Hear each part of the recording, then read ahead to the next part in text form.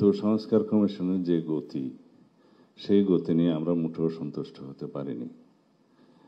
কারণ এই সংস্কারের জন্য আমরাই প্রধান প্রবক্তা।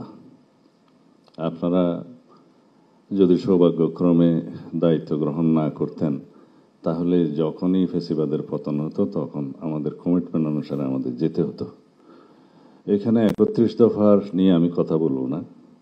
আপনাদের এমন কোনো সংস্কার নেই যেটা 31 দফার সাথে খুব একটা ম্যাচ করে নাই, তেমন না। তবে এর বাইরে আপনারা অনেক বেশি সংস্কার নিয়ে প্রস্তাব দিয়েছেন,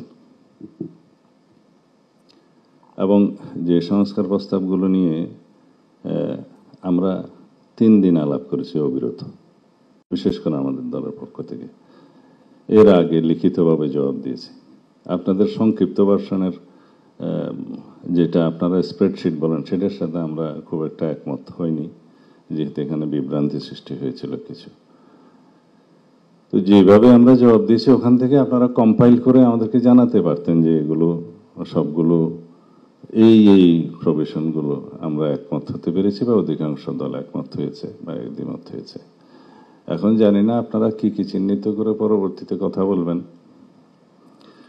এমনিতে আলাপ আলোচনা জানতে পেরেছি কিছুটা আপনারা আইডেন্টিফাইড করেছেন যে মেজর ইস্যুসগুলো নিয়ে আপনারা আলোচনা করবেন।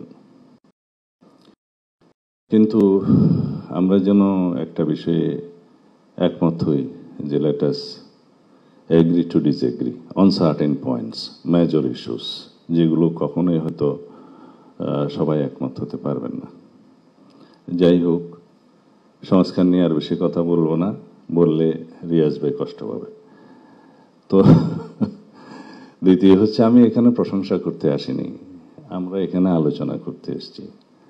এখন আপনাদেরকে যে বিষয়গুলো বুঝাতে পারেনি অবিরত, তা সেটাকে আজকে বোঝাতে পারবো মনে হয় না। একটি কারণও নাই ডিসেম্বরের পরে নির্বাচন।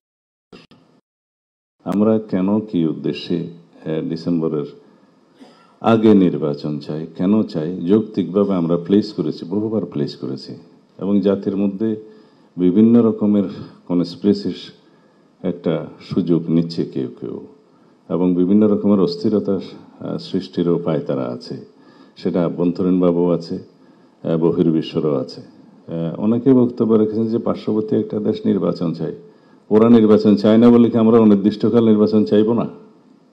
তারা কেন নির্বাচন চায় সেটা তারা জানে। তারা বলছে তারা ইনক্লুসিভ নির্বাচন চাই।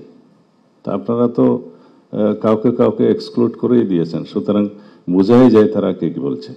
কিন্তু যদি ইউরোপ আমেরিকা নির্বাচন চায়, তখন তো আপনারা কিছু বলেন না। এবং দেশের অভ্যন্তরে এবং বাইরে বহু বিবৃতি আছে নির্বাচনে চাওয়ার ব্যাপারে।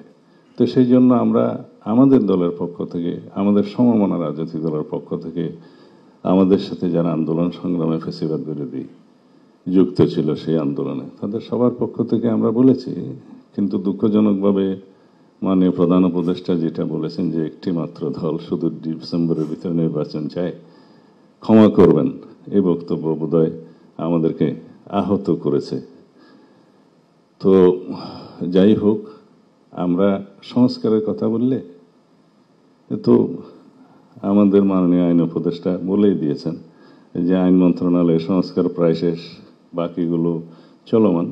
শুধু ওখানে একটি বিষয় আছে যে কনস্টিটিউশনালিটি দেখা হয় নাই। প্রথম যে আইনটা, অধ্যাদেশটার কথা প্রথমে যেটা আপনি বললেন যে জাজেস রিক্রুটমেন্ট অর্ডিন্যান্স বোধহয় 2025 যেটা হয়েছে, এখানে এমনকি যে জাজেস রিক্রুটমেন্ট কাউন্সিল যেটা ফরমেশন হয়েছে, সেটার কনস্টিটিউশনালিটি নাই। এই অধ্যাদেশটা চ্যালেঞ্জড হয়েছে, এবং সেই রিটটা কোনো রকম একটা অবজারভেশন দিয়ে ডিসপোজ অফ করা হয়েছে। এখানে ম্যান্ডেটরি করা হয়েছে কাউন্সিলের রিকমেন্ডেশনস অন দি প্রেসিডেন্ট, যেটার কনস্টিটিউশনালিটি নাই। আর্টিকেল 95-এর সেকশন 1-2 সাথে এটা কন্ট্রাডিক্ট করে। তা আমরা চাই তো জুডিশিয়ারির একেবারে কমপ্লিট ইন্ডিপেন্ডেন্স, কিন্তু সেটা একটু কেয়ারফুলি এই অর্ডিন্যান্স আইনগুলো না করলে পরবর্তীতে কোয়েশ্চেন থাকবে, এবং সেটা রেটিফিকেশনের জন্য পরে সমস্যা হবে। তো আরো 2-3টা আছে চ্যালেঞ্জ হয়েছে, ওখানে বোধহয় সেকশন 4, 5, 6 এবং 9 চ্যালেঞ্জ হয়েছে। এটা শোনা উচিত ছিল, ডিসপোজ অফ করলে ঠিক হতো। আর বিচারক নিয়োগ তো এটা পিয়ন নিয়োগ না, করা হবে কেন? জাস্টিস যেদিন থেকে নিয়োগ হবে সেদিন থেকেই অ্যাবাভ সেক্রেটারি, তো সুতরাং সেটা একটু ডিগনিটি রাখা উচিত বলে আমরা মনে করি। এনিওয়ে, এর বিষয়ে বেশি বলবো না।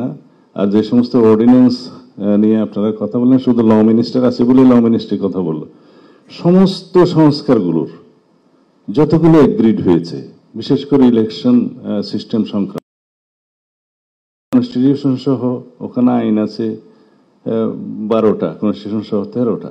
সেই আইনের মধ্যে যতগুলো সংস্কার প্রস্তাব হয়েছে 3 মাস আগে আমরা এগ্রিড হয়েছি।